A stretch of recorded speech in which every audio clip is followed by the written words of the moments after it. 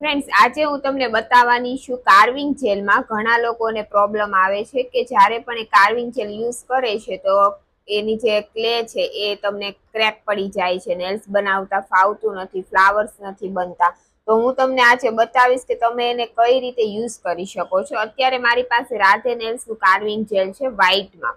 તો આપણે અત્યારે તો આમાં કોઈ પ્રોબ્લેમ છે નહીં, પણ જો કદાચ ફ્યુચરમાં તમારે પણ આવી કોઈ પણ તિરાડ પડી જાય છે ક્લેમાં, ફ્લાવર નથી બનતું, તો એના માટે હું તમને બતાવવાની છું કે તમે કઈ રીતે એ વસ્તુ કરી શકો. તો સૌથી પહેલા આ વિડીયોને લાઈક કરી દેજો.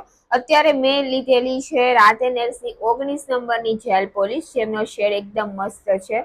તો આ ટાઈપની આપણે જેલ પોલિશ લઈ અને એક કોટ કવર કરી દીધો છે ને હવે હું બીજો કોટ મારું છું, એટલે થોડો ડાર્ક શેડમાં એ કમ્પ્લીટ થઈ જાય. તો હવે હું બીજો કોટ કરીશ અને એમને આપણે 60 સેકન્ડ ક્યોર કરી દેવાના છીએ.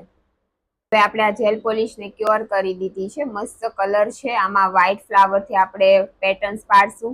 હવે તમે જોજો કે હું કઈ રીતે કરું છું. અત્યારે મેં પુશરની મદદથી આ કાર્વિંગ જેલને લઉં છું. રાધે નેલ્સનું કાર્વિંગ જેલ છે, બહુ સારું આનું રિઝલ્ટ છે, તમે પણ લઈ શકો છો.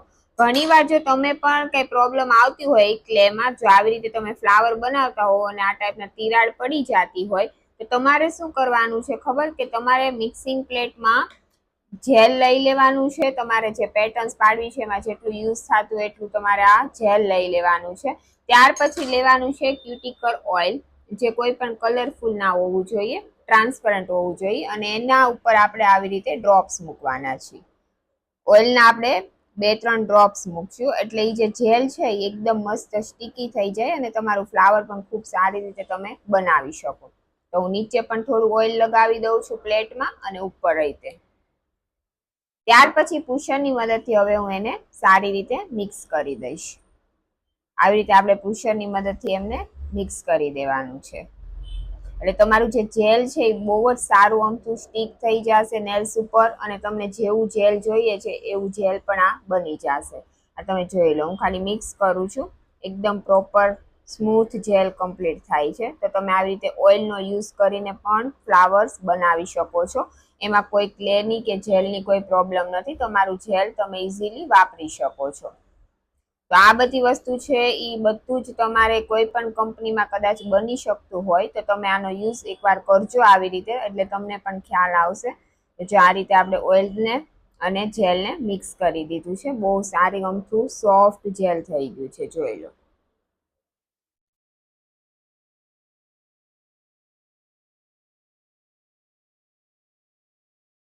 હવે આપણે જેટલા ફ્લાવર્સમાં જેટલું જેલ જોઈએ છે એટલું જેલ આપણે લઈ લેવાનું છે પુશરમાં. ત્યાર પછી આપણે હાથ પર મસ્ત રીતે એના બોલ્સ બનાવી દઈશું આ રીતે. જોઈ લો બોલ્સ કેટલું સ્મૂથ એકદમ બન્યું છે. અને પછી તમારે નેલ્સ ઉપર એને મૂકી દેવાનું છે. આ રીતે તમારે નેલ્સ ઉપર મૂકી અને સિલિકોન બ્રશની મદદથી તમે એકદમ સારી રીતે એનો શેડ આપી શકો છો. જોઈ લો, તમારે જેવો શેડ આપવો છે બહુ સારી રીતે તમે આમાં ફ્લાવર્સ ક્રિએટ કરી શકો. તો આ રીતે આપણે બધા જ ફ્લાવર્સને બનાવવાના છીએ. ફ્રેન્ડ્સ, તો ફાઇનલી આપણે જેલની મદદથી આ રીતના ફ્લાવર્સ ક્રિએટ કરી દીધા છે. એમની ઉપર મેં થોડા ગ્લિટર્સ લગાવેલી છે અને વચ્ચે મિડલમાં બોલ્સ લગાવ્યો છે. અને આવી રીતે તમારે જે પણ જેલમાં પ્રોબ્લેમ આવતો હોય છે તો તમે ઇઝીલી આ રીતે મેથડથી તમે એકવાર ટ્રાય કરજો, તમને બહુ મજા આવશે. જો તમને આ વિડીયો ગમ્યો હોય તો લાઈક કરી દેજો, અને તમે જો હજુ પણ યુટ્યુબ ચેનલને સબસ્ક્રાઈબ ના કરી હોય તો કરી દેજો. Thank you.